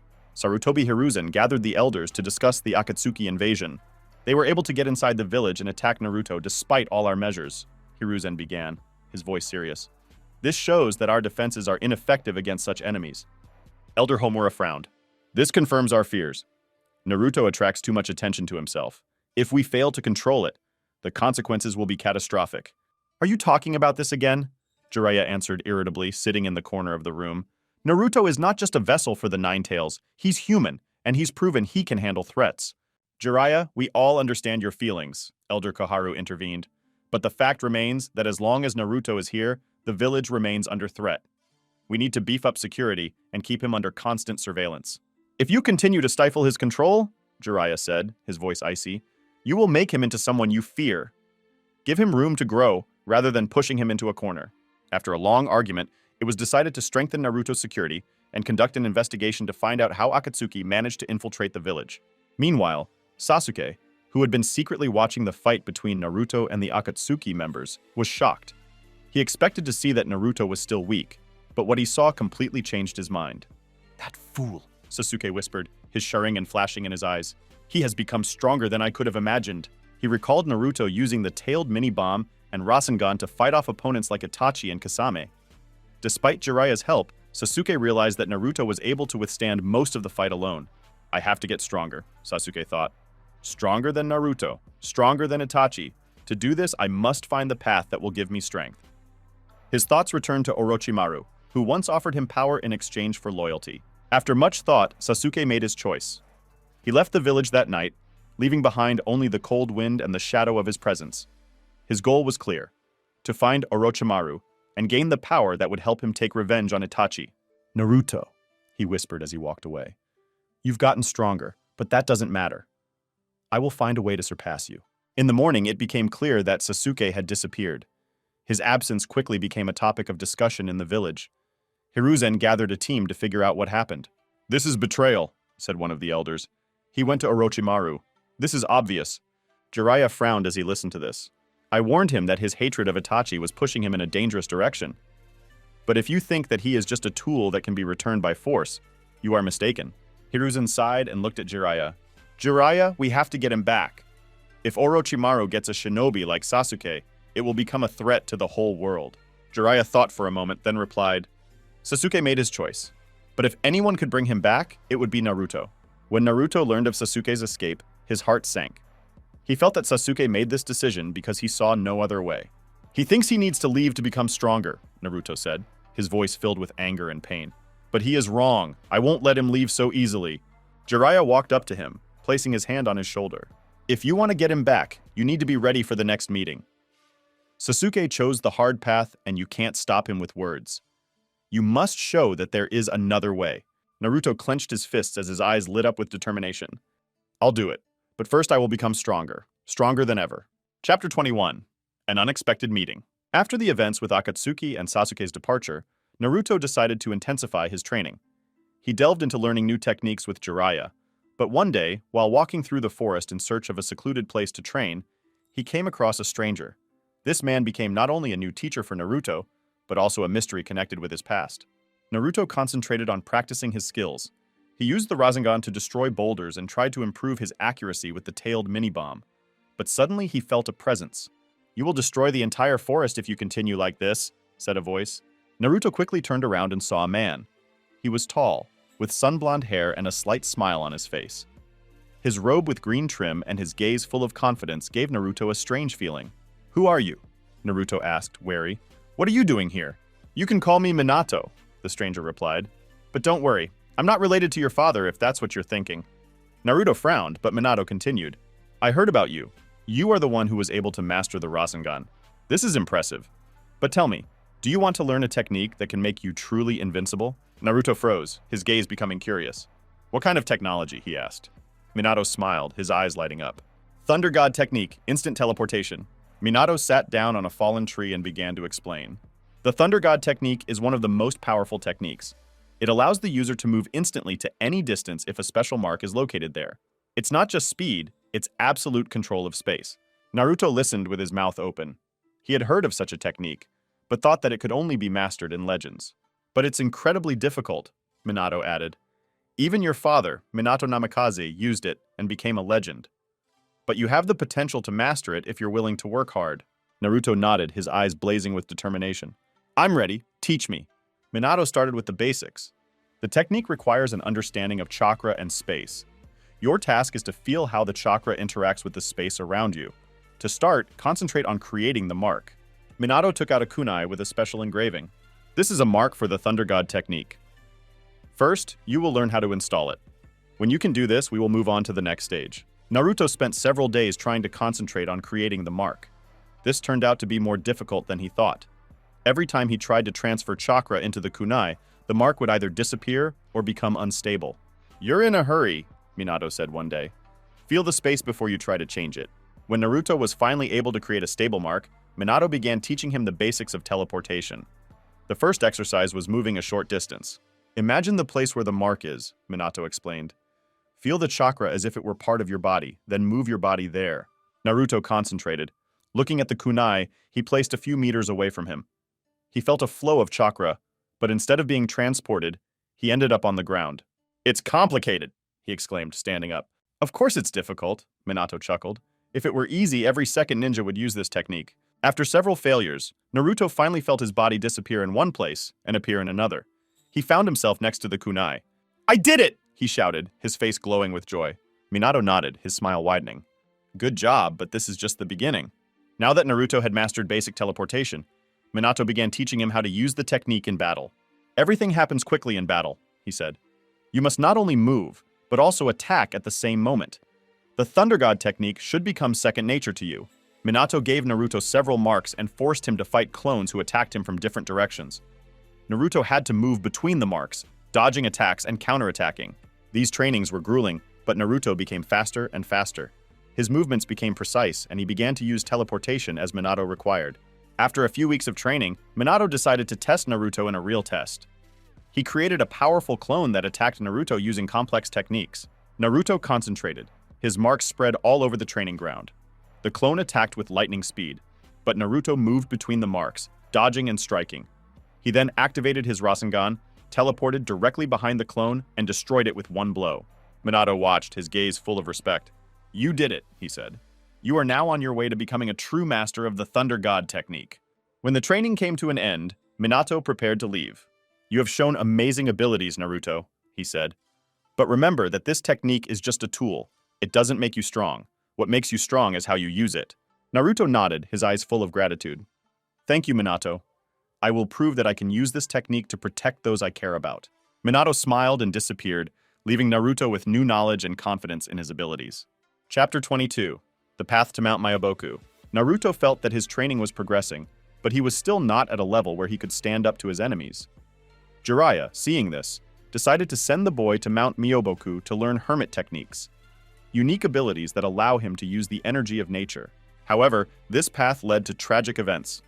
During Naruto's training, his teacher Jiraiya encountered a mysterious and incredibly powerful opponent who called himself Momoshiki.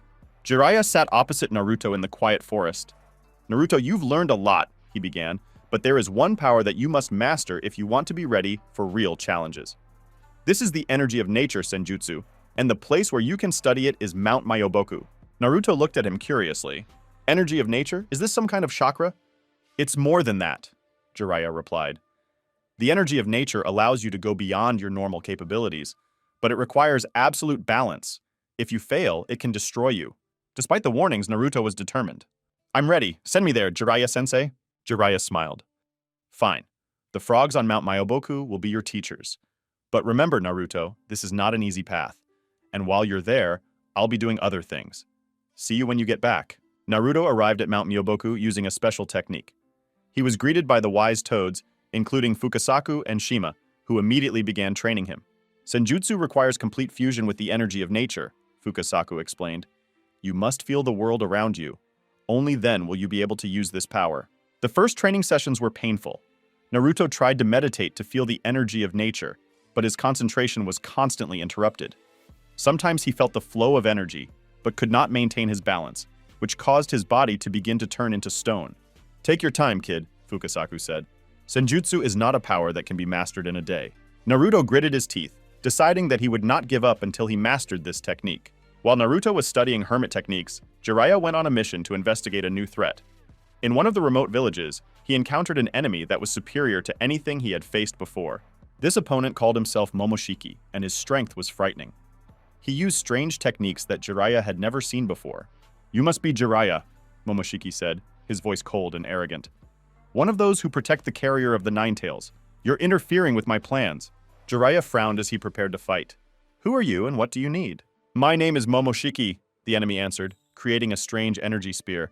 "And I'm here to take the power of the Tailed Ones." "And you? You're just an obstacle."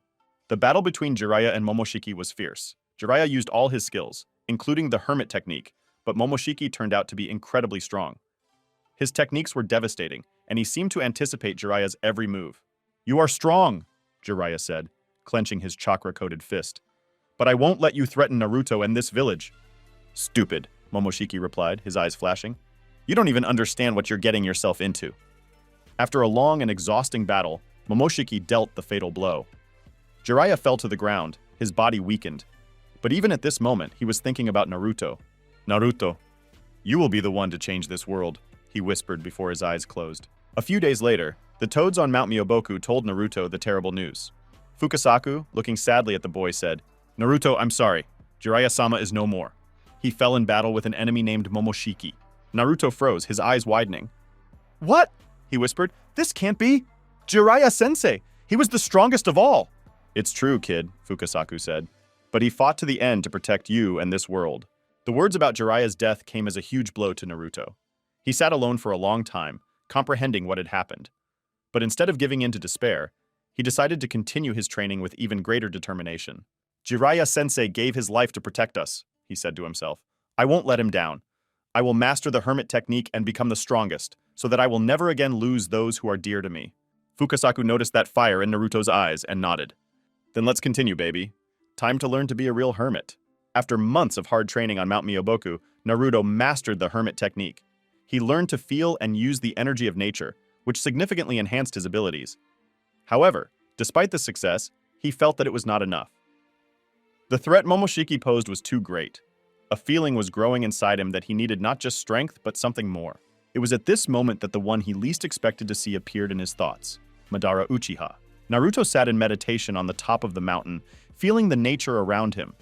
Suddenly, everything around me changed.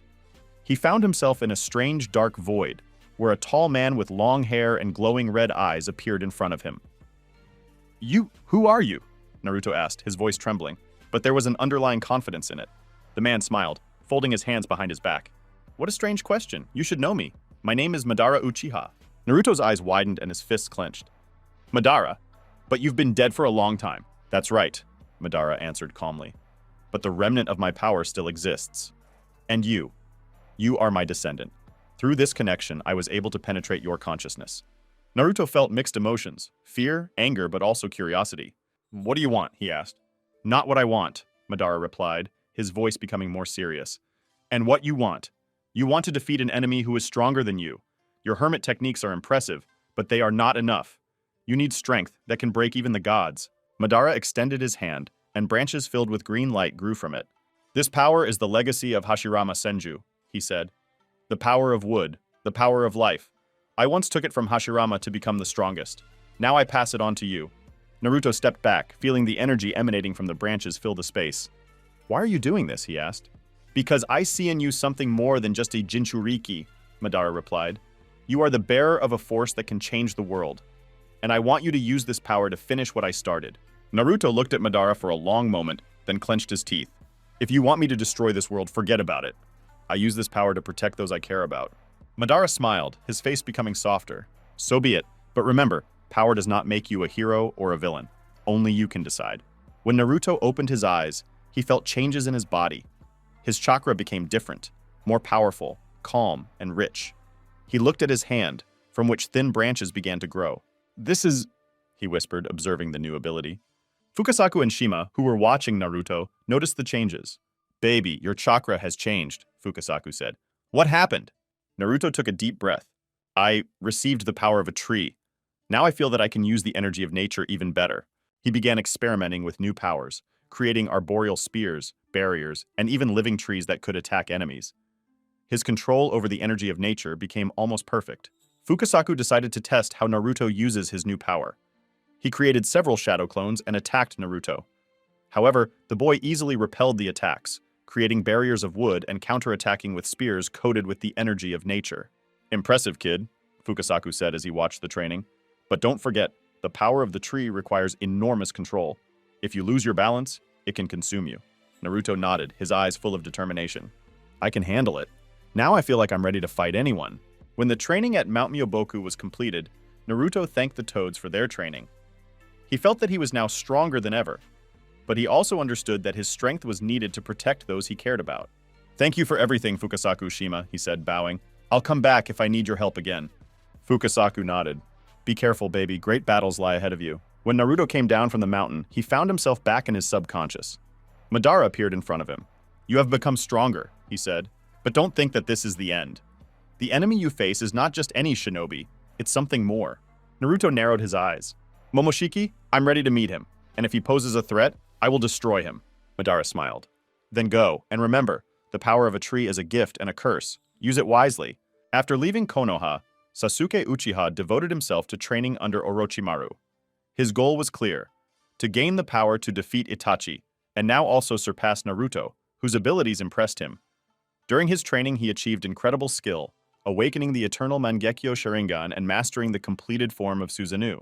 But even these forces turned out to be insignificant before the new enemy, Momoshiki, who appeared before Sasuke as the embodiment of horror and destruction.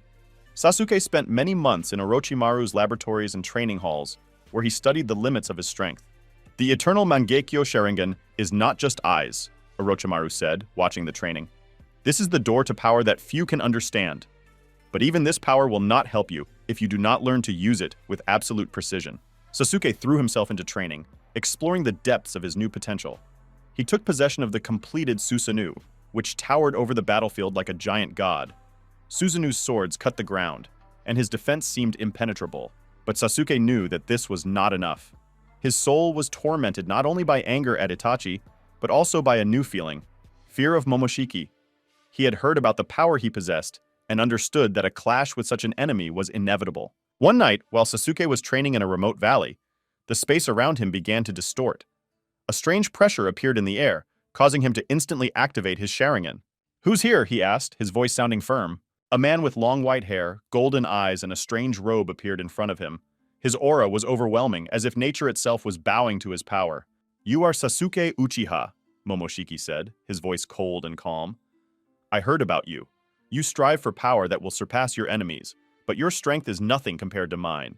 Sasuke clenched his fists, his eyes lighting up with the sharingan.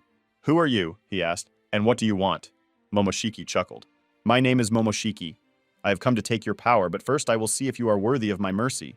Sasuke instantly activated his completed Susanoo, his giant warrior materializing around him, holding a sword. The ground shook under his feet. "If you want to fight," said Sasuke, "I will show you the power of the Uchiha." Momoshiki raised his hand, and a sphere filled with energy that Sasuke had never seen before formed in his palm. He threw it towards Susanoo. Sasuke fought off the attack with his sword, but the blast wave threw him back. "Is this all you can do?" Momoshiki asked, his voice filled with contempt. Sasuke attacked again, using all his abilities. He released many fire techniques, surrounded Momoshiki with illusions, but he destroyed them with ease, as if they were just a child's game. Momoshiki moved with incredible speed, avoiding Sasuke's attacks, and struck him in the back, destroying Susanoo's defense. "You are too weak," he said, "even with your eyes." Momoshiki lifted Sasuke by the neck. His face remained calm, but his eyes sparkled with a cold light. "Your strength is impressive for a mortal, but you can never match true power." He hit Sasuke with an energy blast, throwing him tens of meters away. Sasuke's body collapsed to the ground, but he was still alive. His clothes were torn and his breathing was heavy. "Why don't you kill me?" Sasuke gasped, trying to get up. Momoshiki looked down at him. "You pose no threat, but I will let you live so you can see this world fall. Let this be your punishment." With that, he disappeared, leaving Sasuke lying on the ruined ground. When Sasuke woke up, he felt pain in every centimeter of his body. His Susanoo was destroyed and his pride was destroyed. He looked at the sky where his enemy had recently stood, and realized that he was still far from the power that he so craved. "Naruto, you've become stronger, but even you can't defeat him," he thought. "We need a power that goes beyond everything we have known." He decided to return to Orochimaru to find a new path to strengthening. But a feeling settled in his heart that he would have to meet Naruto again in order to face this threat together. Chapter 25. Naruto's Decision. After completing his training at Mount Myoboku and gaining the power of the tree, Naruto felt ready to face any threat. However, the news that Sasuke Uchiha, who was equal in strength to him, lost to Momoshiki almost without a fight, came as a shock to him. The information came from Fukasaku, who heard about the battle through his network of intelligence officers. Naruto immediately realized that the situation was serious. If Sasuke lost, even using the eternal Mangekyo Sharingan and completed Susanoo, then Momoshiki was an enemy on a completely different level. Naruto thought deeply. He stood on the top of the mountain, looking at the horizon. "If Sasuke couldn't defeat him," he told himself, clenching his fists, "then I have only one choice. We must fight him together." He felt that their combined forces, united, would be able to fight this mysterious enemy. Naruto knew that no matter what happened between them, Sasuke was his friend and he couldn't leave him in trouble. "Sasuke, you probably hate me for everything that happened," he whispered, "but I will still help you." Naruto went to Konoha to find out where Sasuke might be. The elders and the Hokage initially tried to dissuade him, considering it too dangerous. "Naruto," Hiruzen said, looking at the boy carefully, "you have just completed your training and have not yet fully mastered your powers. Are you sure you want to go on such a dangerous mission? I have to, Naruto replied, his voice filled with determination. Sasuke is not just my rival, he's my friend. And if Momoshiki is so strong, we must join forces to defeat him. Hiruzen sighed, but eventually agreed. He gave Naruto permission to leave the village, providing him with the necessary resources. Using his sensory abilities and Toad Scouts, Naruto began searching for Sasuke's tracks. He managed to find out that Sasuke was spotted in one of the remote valleys, where he was recovering from the battle with Momoshiki. When Naruto finally found him, Sasuke was sitting by the river. His clothes were shabby, and his eyes expressed deep fatigue. He didn't look like the same confident and arrogant Sasuke that Naruto remembered. "Sasuke!" Naruto shouted, running up to him. Sasuke slowly turned his head, his gaze cold. "Naruto, what are you doing here?" "I heard about your fight with Momoshiki," Naruto replied, breathing heavily. "And I'm here to invite you to unite. We can fight him together." Sasuke snorted, looking down at the water. "You don't understand anything, Naruto. His power is beyond anything we know. Even my strength was insignificant in front of him. Do you think you can change something?" Naruto sat down next to Sasuke, looking out over the water. "I know he's strong," he said, "but this is not a reason to give up. You've always strived for power to defeat Itachi, and now you refuse to fight?" Sasuke gritted his teeth as his eyes glowed with the sharingan for a moment. "It's not just power, Naruto. It's something more. He's like a god. How can we defeat someone who looks at us like dust?" "We will find a way," Naruto answered firmly. "If we work together, we have a chance." Sasuke was silent. An internal conflict flared up in his head. He felt that Naruto was sincere, but his own pride and fear of Momoshiki prevented him from accepting help. Chapter 26. Joint Training. After meeting Momoshiki, who appeared only to show his superiority, Naruto and Sasuke realized that their current level of power was not enough. Even though their most powerful techniques were combined, the enemy was on a completely different level. The decision was obvious. If they wanted to have even the slightest chance of winning, they would have to train together. Naruto, looking at Sasuke, who still looked depressed after his defeat, began to talk.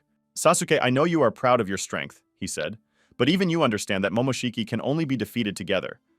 We need to forget about the past and focus on what is important now." Sasuke sat silently, then slowly raised his head. "You've always been stubborn, Naruto," he said, a slight grin creeping into his voice. "Okay, if you want to work together, then let's see what happens. But remember, I'm not going to rely on you any more than necessary." "Great!" Naruto shouted, his face lighting up with a smile. "Then let's start right now." Their training began by testing each other's strength. They fought to see what each of them was capable of. Sasuke used the completed Susanoo, and Naruto activated the hermit technique and the power of the tree. The battle was so intense that the ground beneath them was splitting open, and the forest around them was turning into a wasteland. Sasuke attacked with powerful Susanoo attacks, using swords that could cut through trees like grass. Naruto responded with wood barriers and energy spears, enhancing their senjutsu. "You've gotten stronger," Sasuke admitted, dodging another attack from Naruto. "And you are faster than before," Naruto replied, dodging Susanoo's strike. They both finally fell to the ground, breathing heavily. "We spend too much time testing each other," Sasuke said. "We need to learn to work together." The next stage of their training was to learn how to combine techniques. 1. Combine techniques. Naruto used his tree barriers to protect Sasuke while he attacked the enemy with Susanoo. Sasuke enhanced Naruto's attacks with his lightning, creating a technique that could hit the enemy at a great distance. 2. Reaction training. They trained to react instantly to each other's actions. If one of them attacked, the other had to immediately support. 3. Strategy development. Naruto and Sasuke discussed how best to counter Momoshiki's techniques based on Sasuke's experience. They knew that the enemy could absorb chakra, so they decided to use more physical and indirect attacks. They also focused on physical fitness. Naruto and Sasuke lifted heavy rocks together, ran through mountain passes, and trained in the art of close combat. Sasuke taught Naruto more precise sword techniques so that he could better use tree spears. Naruto, in turn, helped Sasuke master the use of nature energy to improve his attacks. During breaks between training, Naruto often tried to melt the ice wall that Sasuke had built around himself. "Sasuke, have you always been this serious?" Naruto asked one day while sitting by the fire. Sasuke looked at him, frowning. "Seriousness is what you need to survive. But sometimes you need to relax," Naruto said with a smile. "You know, life is not only about battles." Sasuke rolled his eyes, but there was a hint of gratitude in his gaze. "Perhaps you're right, but first we need to defeat Momoshiki." After a few weeks of training together, it became clear that they were starting to function as a team. Now their attacks were coordinated and accurate, and their strategy was flexible. Sasuke used his genjutsu techniques to distract the enemy, while Naruto attacked with his wood technique and Rasengan. Naruto learned to control his chakra better to maintain his defense, while Sasuke concentrated on his powerful attacks. One day, they decided to test their strength by fighting against a dozen clones they created. The clones had all of their abilities, including Susanoo and the wood technique. The battle lasted several hours, and each of them worked to the limit of their capabilities. They eventually won, destroying the last copies with a joint attack. Sasuke used lightning to weaken the clones, and Naruto finished the fight with a powerful Rasengan, enhanced by wood energy. They fell to the ground again, breathing heavily. "Well, Sasuke," Naruto said, smiling. "Are we ready now?" Sasuke looked at him and nodded. "Perhaps yes, but this does not mean that we can relax." After weeks of hard training, Naruto and Sasuke felt that they had become stronger both individually and as a team. They began to develop a plan for the final battle with Momoshiki, knowing that this enemy would not give them a second chance. "We can handle it," Naruto said, looking at Sasuke. "We did this together." "We'll see," Sasuke replied, but his voice no longer contained the same coldness. Chapter 27: Chakra Exchange and a New Level of Techniques.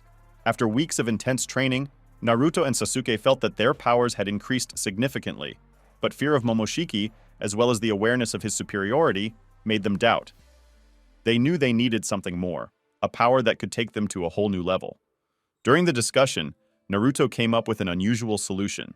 During another training session, Naruto and Sasuke sat by the fire, regaining their strength. "Sasuke," Naruto began, looking thoughtfully at his hands. "We have both achieved great heights, but it still may not be enough." "You mean we're fighting against God?" Sasuke replied, his voice cold. "Even our current strength may not compare to his." "That's right," Naruto looked at Sasuke. "I was thinking, what if we try to combine our forces not only on the battlefield, but also in the most literal sense?" Sasuke raised an eyebrow. "What do you mean?" "Chakra exchange," Naruto replied. "We have already seen how the exchange of energy can change people. Maybe if we share our chakra, we will awaken something new. Something that can stand up to Momoshiki." Sasuke frowned as he considered Naruto's words. "It's risky. Combining our chakra can upset the balance or even destroy us." "But we have no choice," Naruto said firmly. "If we want to win, we have to try." The next day, they began preparations for the ritual. Sasuke used his knowledge of chakra to create a safe space, and Naruto activated his sensory abilities to sense the flow of energy. "Are you sure you're ready?" Sasuke asked, activating his sharingan to observe the balance. "Of course," Naruto replied, clenching his fists. "We have to do this." They sat opposite each other, crossing their legs. Naruto focused on his chakra, feeling Kurama's energy mixing with his own. Sasuke activated the eternal Mangekyo Sharingan to stabilize his power. Naruto began transferring some of his chakra to Sasuke, while Sasuke did the same.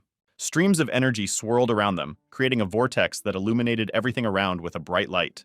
The space around them began to distort, and the air was filled with the sound of pulsating chakra. At some point, Naruto felt something new begin to awaken inside him. His sensory abilities increased dramatically, and he began to see the world differently. "This is incredible," he whispered. "I feel every bit of energy around us." Sasuke opened his eyes, his sharingan transformed. Now the pupils in his eyes shimmered with strange symbols. "My chakra has changed," he said. "I feel a power that I couldn't even imagine before." They both stood up, feeling their bodies filled with new energy. Their auras turned golden purple, reflecting the mingling of their powers. As a result of the exchange of chakras, they awakened techniques that they could only dream of before. 1. Naruto. His wood techniques intensified, becoming even more alive. Now the trees could not only attack, but also restore his strength in battle. His Rasengan transformed, filled with the energy of the six paths. It became bigger and more powerful, destroying everything in its path. 2. Sasuke. His Susanoo transformed, gaining the radiance of the six paths. Now it could not only protect, but also create powerful energy waves. His genjutsu became so powerful that it could affect opponents without requiring direct eye contact. 3. General technique. They discovered that they could combine their powers, creating a technique that combined Naruto's Rasengan and Sasuke's lightning strikes. This technique became their last trump card. To test their abilities, they staged a practice fight. Naruto used the tree's new power to surround Sasuke with a barrier, and Sasuke responded with lightning-fast strikes, destroying the barriers. Their speed increased so much that each of them could predict the movements of the other.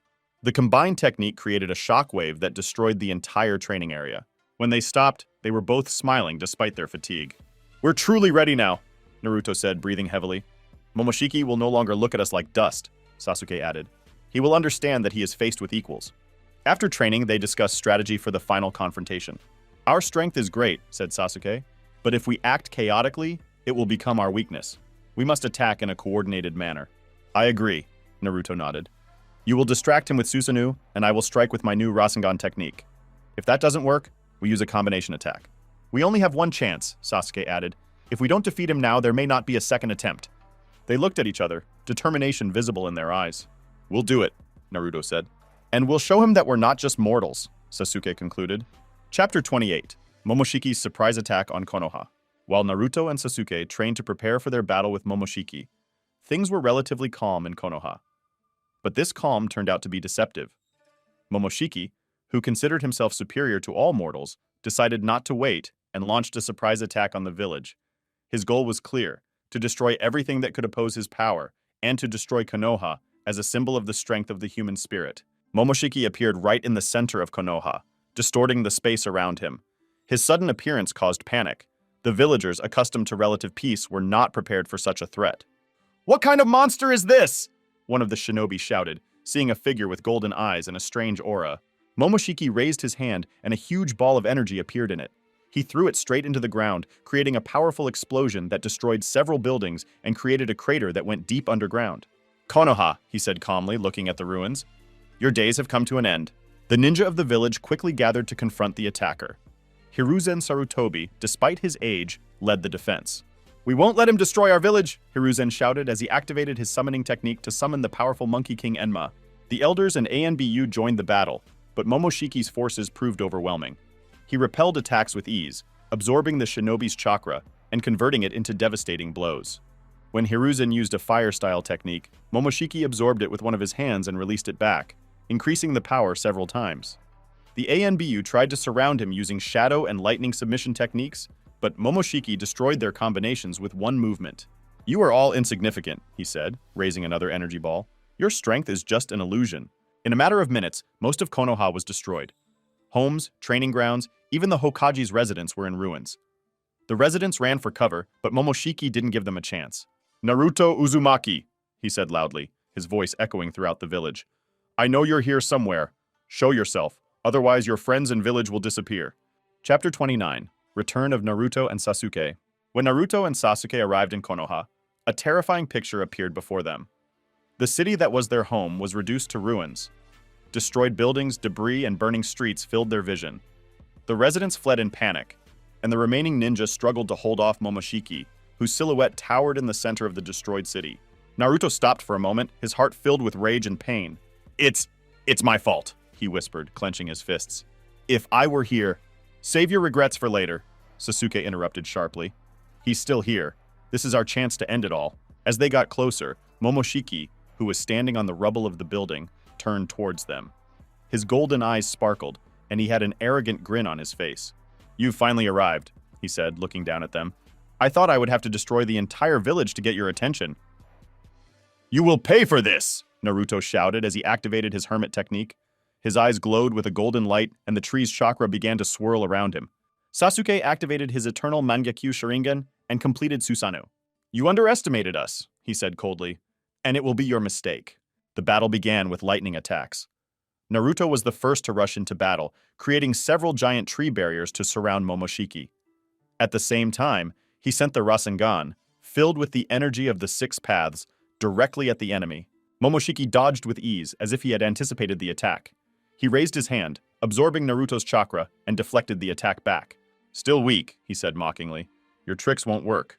Sasuke activated Susanoo and slashed with his giant sword, cutting through the ground beneath Momoshiki. He dodged again, but Sasuke used a teleportation technique to get right behind him and struck with lightning. Realizing that direct attacks didn't work, Naruto and Sasuke began combining their abilities. 1. Naruto's actions. Naruto created several wood copies that simultaneously attacked Momoshiki.